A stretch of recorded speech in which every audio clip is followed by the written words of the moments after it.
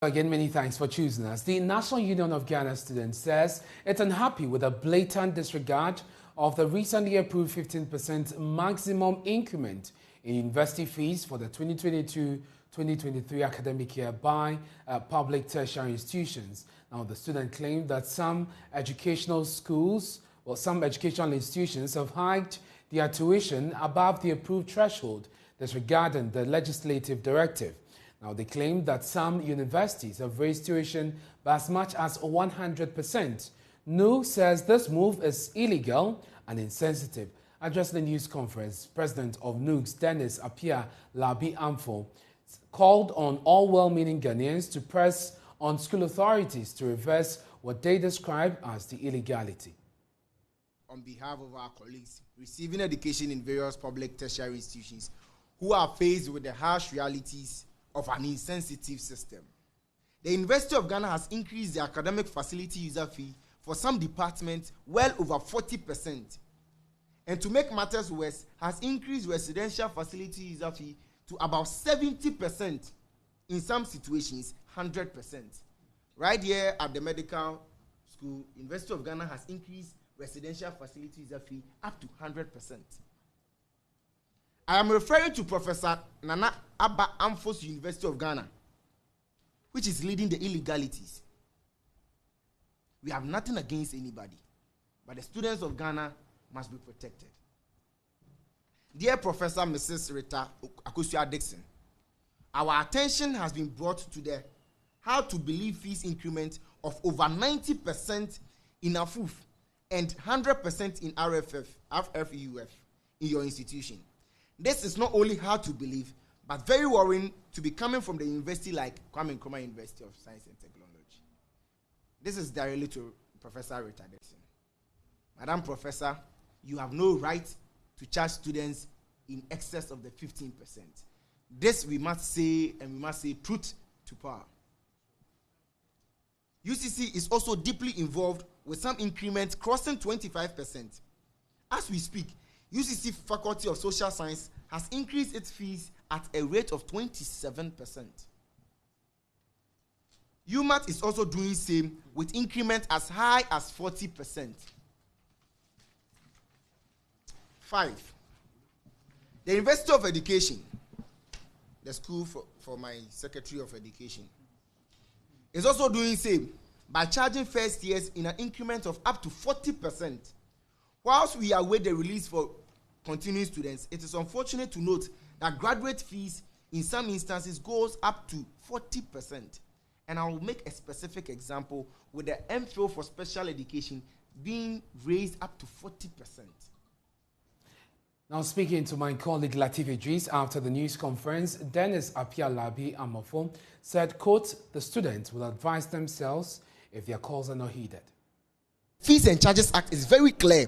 University of Energy and Natural Resources cannot charge beyond 15% in all forms of fees because it is Act 1080. It is very clear. Fees and Charges Act.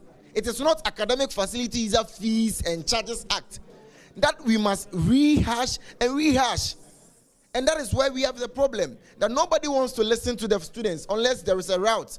Nobody thinks it is important unless there is a route. Is that what we are looking at if the institutions continue to disregard the directive by Parliament? I think that in our statement, I mentioned that what we won't be able to say today is our next line of action. But what we will be able to say is that we will pursue every means reasonable and logical to ensure the fees are reversed. Not just because of the students, but because of the integrity that we need to bestow on institutions of our state. Institutions of our state, such as the Parliament of Ghana, is the apex of law. And the least you can do as a Vice Chancellor or Director of Finance is to give some level of respect and courtesy to the laws of our country, because it is the same law that mandates you and gives you the office you find yourself in. At the leadership level, I'm talking about NUGS. Have you been given any explanation as to why these institutions are doing what they are doing? You can't even for giving us. Apologies there for the break in that visual there, but The UK-based Economic Intelligence Unit is predicting Ghana will face challenges servicing its huge debt next year. This is because the country's debt servicing commitment will eat up a significant part of the nation's revenue in 2023. The Finance Ministry this month announced its decision to suspend all debt servicing under certain categories of its external debt, but also a domestic debt as well. But the EIU said in spite of this, the public sector debt to GDP ratio of many African countries will remain above 60%. My colleague Kwekwa Santi has been studying the report and he joins me via Zoom with details of that report. Kweku, so Ghana is not in this bracket alone, but what is the premise for this prediction by the EIU?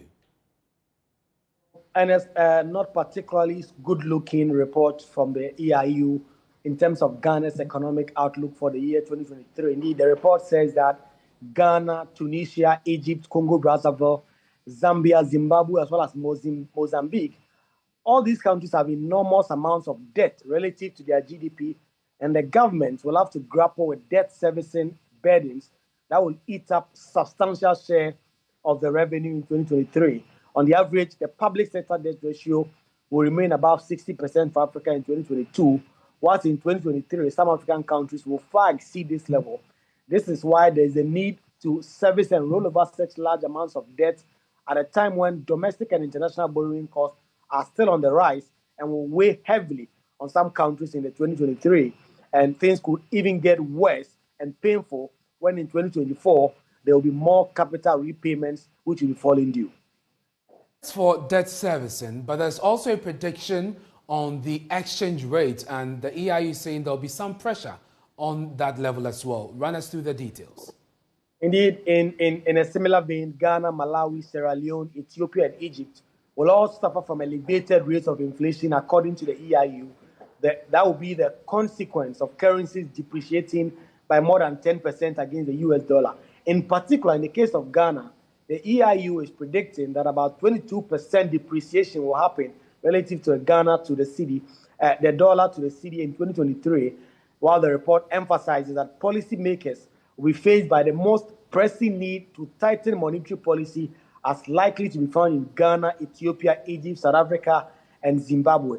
The annual average consumer price inflation will also be double digits for about 42% of African states. In Ghana, for instance, we know now that we are hovering around 50%, and it is set to go even higher. So these are not pretty good looking in terms of what the outlook is for Ghana and some African countries, according to the Economic Intelligence Unit. Very good, thank you very much. And we have the full report on myjoyonline.com. Well, essential portions of it that you can read.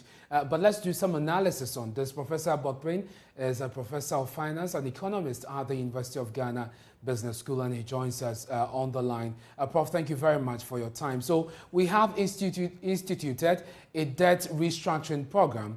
There's a domestic one, there's the external one that has also been announced, and we have also been able to secure a staff-level agreement with the IMF. You'll think that all of these will influence the outlook of the EIU as far as servicing our debt is concerned. Yes. Good evening, and good evening to your service viewers.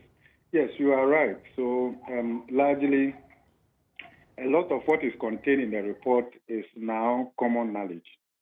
The market knows that now, stakeholders are aware now in terms of Ghana's debt situation. At some point, they were back and forth, but government has officially admitted, announced actually a bankruptcy status and all of that. So to that extent, yeah, we will say that the report mirrors reality. But I think that there have been a lot of initiatives that should moderate the outlook if we are able to implement them. One of them is the debt restructuring that the government is doing, at least to the extent that the government has commented that restructuring, especially if you look at the domestic debt and all of that, is an admission that the country cannot meet its financial obligations as and when they fall due without sharp adjustment to fiscal policy in terms of income and expenditure. So the report talks about that, the proportion of revenue that is consumed by interest payment alone without even talking about amortization. Then, of course, and the fiscal implication, the crowding out effect, and all of that. So the outlook, a lot will depend on how well government manages the debt exchange program or the debt restructuring. So far, and Prof, given the pushback that we've seen at the domestic level, where we are now seeing a U-turn from pension funds being exempted to now individual bonds, it now leaves you to question whether the quantum of debt that we are exempting will actually give us the expected relief, which would then, go to speak to the credibility or otherwise, or the weight that we put on this EIU report. Yes, so as we've said, typically we are not behind the curve. If you look at other countries, how long it takes them to secure creditor agreement, it hasn't been that easy. And we are hopeful that governments would engage constructively, build consensus around the debt exchange in a manner that does not leave our experience on people. Because as it stands now, and even with the revisions that government has made, I think it's too steep how much government is asking creditors to contribute or to bring to the table in restoring debt sustainability is just too much, too steep. So government needs to take another look. But to be able to achieve the overall goal of restoring debt sustainability by 2028, as the president told us in one of the fellow Ghanaians' speech in the evening, right, bringing debt to GDP ratio to about 55% and external debt servicing to revenue of about 18% or below will mean a combination of fiscal adjustment and debt operation. So if the fiscal adjustment is doing minimum, then it means that the debt operation must cover up the difference. But I think we need to have a fair balance. That way we can achieve progress within the shortest possible time, and that could actually moderate the excessively negative outlook that is projected for 2023 and beyond. But also bear in mind that the staff level agreement is not a program. Right. So we still need to make progress in certain prior actions so that the staff level agreement can go to the executive board. Bear in mind that we are yet to open the IMF file and see what is in it. But every projection, even as will be contained in the IMF staff level agreement, will be dependent on certain assumptions.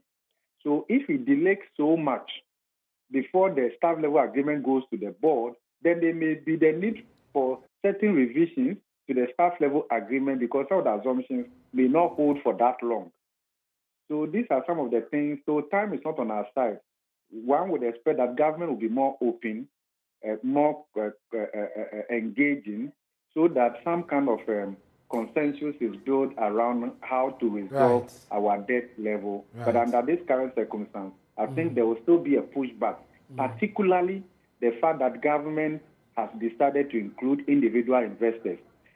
Because if you look at some components of the individual investors, these are extremely vulnerable people that as a country, we should be more mindful of how we protect Ghana's vulnerable senior citizens, people who are on retirement and have invested their retirement lump sum money in government bonds and are living off the coupon and the rest of them. A nation should not do that to its senior citizens.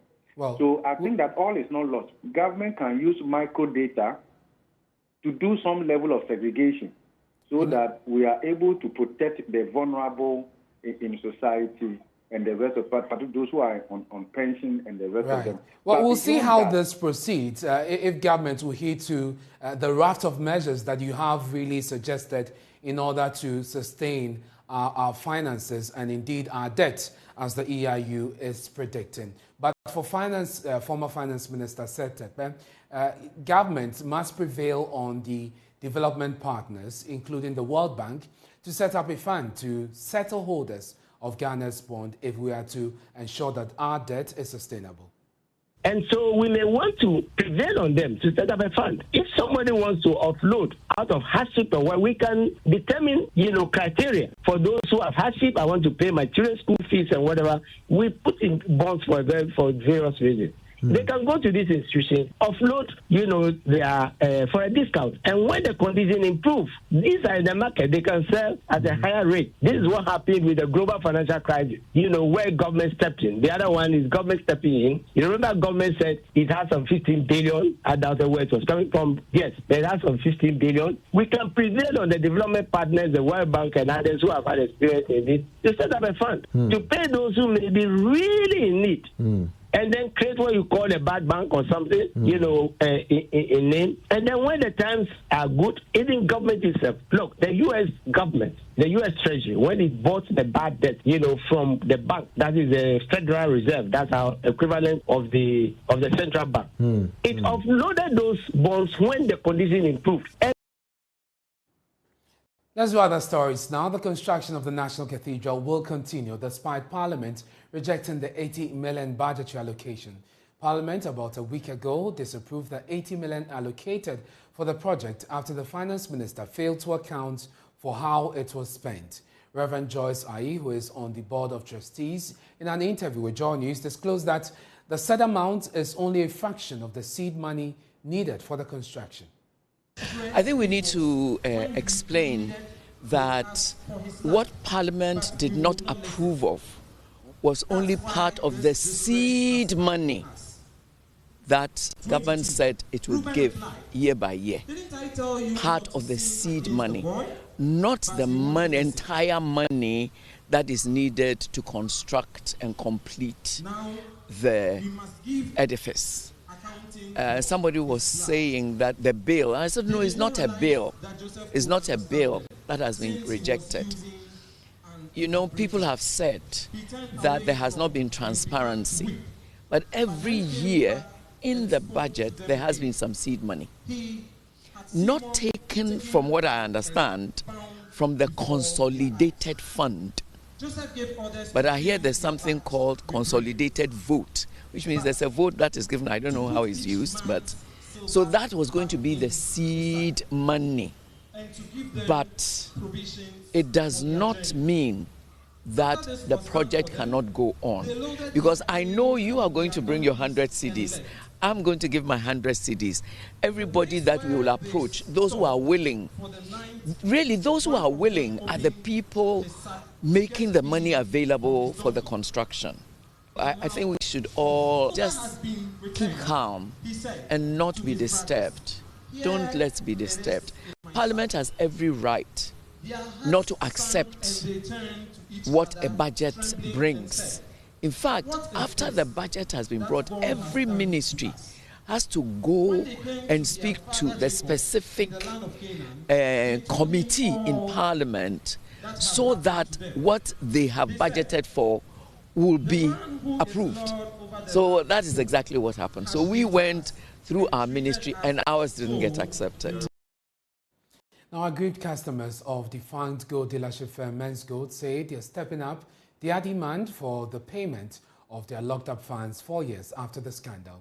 They are unhappy about government's handling of the problem, citing the slow pace at which the chief executive of the company, Nana Mensah, popularly known as Nam1, is being prosecuted. Spokesperson of the aggrieved customers, Fred Forson, has been sharing their concerns with my colleague, Kojo Manu, on the pause. This Christmas, we have a lot of requests.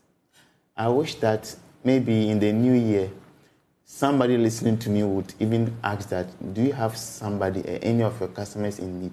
Like, I will give you like 10 people. What to eat? Some of them are widows. Some of them have been ejected from their very homes. There is this lady that the husband was a customer. He died. And the in-laws have asked her to vacate the house. So there are a lot of them. School reopens, I think, next week. There are those whose children are going for the senior secondary, the SHS, and the continuing ones. Even what to get to enable them go back to school is a problem. This is Johnny Spine with me, and that's Minnie. We're taking a break. When we return, we have sports, showbiz, and business. Stay with us.